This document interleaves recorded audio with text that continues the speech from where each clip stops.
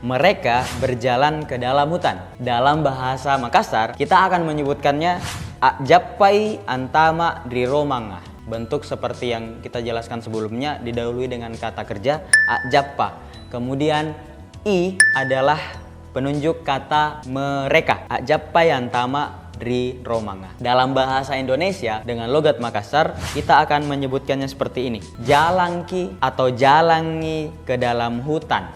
Itu adalah alat-alat mereka. Dalam bahasa Makassar, kita akan menyebutkannya pakkakasa na anjo. Pakkakasa adalah alat-alat, kemudian na itu kata yang menunjukkan kata ganti mereka, dan anjo adalah itu. Dalam bahasa Indonesia dengan logat Makassar, kita akan menyebutkannya alat-alat na itu. Na posisinya sama dengan na pada bahasa Makassar, mereka.